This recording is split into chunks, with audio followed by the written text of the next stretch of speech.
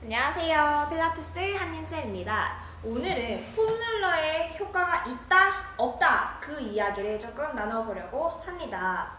저는 개인적으로 굉장히 유용하게 폼롤러를 사용을 하고 있습니다. 그리고 얼마 전에는 폼롤러를 누가 만들었는지, 왜 만들었는지, 그리고 그 다음에 어떻게 인기를 얻게 되었는지에 대한 영상도 올려드렸었어요.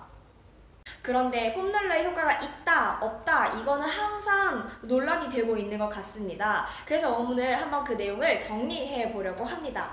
한 연구 결과에서부터 이야기를 시작해 보려고 하는데, 장경인데 아이트밴드의 폼롤링이 고관절 가동 범위에 영향이 없었다라는 연구 결과가 나왔다고 해요. 실험을 통해서. 그래서 그거에 대한 이야기로부터 한번 시작을 해보도록 하겠습니다. 이 연구에 대한 자세한 내용이나 원문 같은 경우는 제가 이미 블로그에도 여러 번 쓴 적이 있기 때문에 참고해보시면 좋을 것 같아요. 저는 사실은 글로 표현을 하고 글로 읽는 게 굉장히 익숙하고 편안한 사람이라서 블로그에 많은 자료들을 올려드리고 있는데, 또 영상으로 보는 게 훨씬 더 편하시다는 분들이 계셔서 오늘 영상을 따로 찍게 되었습니다. 그래서 괜찮으시다면, 아니면 관심이 있으시다면 블로그를 참고해보시는 게 훨씬 더 정확하실 것 같아요. 우선 이 연구에서는 폼롤링으로 장경인대를 풀어주는 것이 고관절 내전 ROM에는 많은 큰 효과가 없었다라고 밝히고 있어요. 그 반면에 둔부에 롤링을 했을 때는 그 내전에 대한 ROM이 많이 개선이 되었다라는 것까지도 밝혀주었습니다.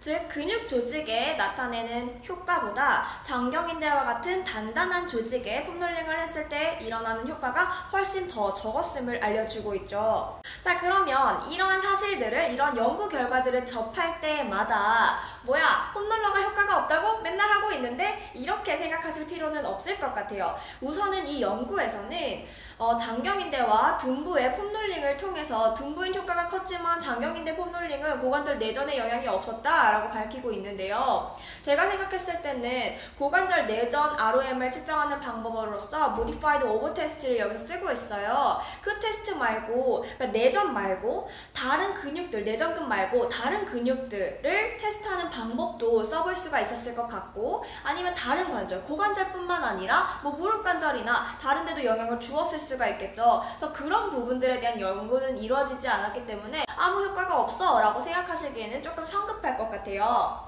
그리고 사실 크립의 기본 원리를 생각을 해보시게 되면은 장시간에 걸쳐서 지속적인 자극을 주었을 때 변화가 일어나는 겁니다. 그렇기 때문에 이렇게 한두 번 세션 롤링을 한다고 했을 때 변화가 없다고 해서 그게 변화가 없음이라고 좀 단정 짓기는 힘들 것 같아요.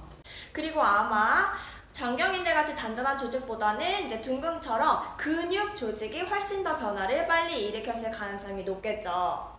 그래서 이러한 의문점이나 궁금점을 가지고 다른 연구 결과들을 한번 살펴보았습니다.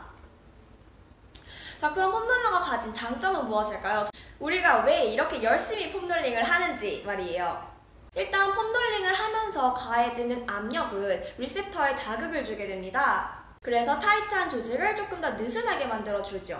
근육 조직에서의 신경계의 톤을 다운시켜주는 겁니다. 근육 조직을 통한 외부의 압력을 더함으로써 말초와 중추신경계의 리셉터가 자극을 받고 타이트하고 긴장된 조직의 톤을 다운시켜주는 겁니다. 그리고 운동 후에 지연성 근육통, 돔스 또는 증가된 신경학적 긴장감이 남아있는데 폼롤링을 통해서 염증과 림프관을 청소하는 것을 도와줄 수가 있습니다. 그러면 국소적으로 조직의 톤을 다운을 시켜서 회복을 훨씬 더 빠르게 일어날 수 있도록 도와주죠. 또한 혈액이 흘러가는 것을 도와줘서 영양소의 교환과 찌꺼기가 청소가 되도록 도와줍니다.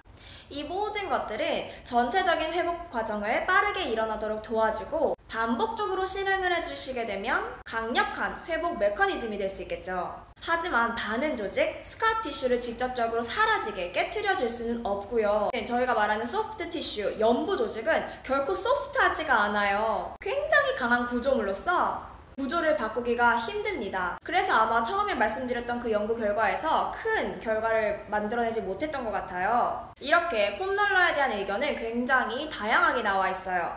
저는 이 연구 결과들에 대해서 다 항상 모두 감사하는 입장입니다. 장점이든 단점이든. 그리고 앞으로도 새로운 연구 결과가 나와도 다 감사히 받아들이고 흥미롭게 관심을 가질 것 같아요. 저한테 중요한 것은 뭐고 맞고 틀리고가 문제가 아니라 이 결과로 인해서 제 트레이닝이 어떻게 변화하는가예요. 내 몸이 어떻게 변하고 회원님들의 어떻게 몸이 변할지에 대해서 또 다른 결과가 나와서 내가 그걸 적용해 볼 수 있다면 그게 저한테는 유용한 인포메이션이 되는 거잖아요. 디테일한 부분들을 하나하나 더 쌓아가는 즐거움이 있고 그럴수록 제 트레이닝이 훨씬 더 정확해지겠죠. 그래서 여러분들도 오늘 제가 짚어드린 장점이나 단점들을 한번 생각을 해보시고 아니면 회원님 상태에 적절한 게 무엇일지 한번 생각을 해보시고 많은 것들을 고려해보시고 어떤 정보를 수용하면 좋을지 생각을 해보시면 좋을 것 같습니다. 오늘 내용이 조금이라도 도움이 되셨다면 좋아요와 구독 눌러주시면 감사할 것 같고요. 오늘도 행복하고 건강한 하루 보내시길 바랍니다. 감사합니다.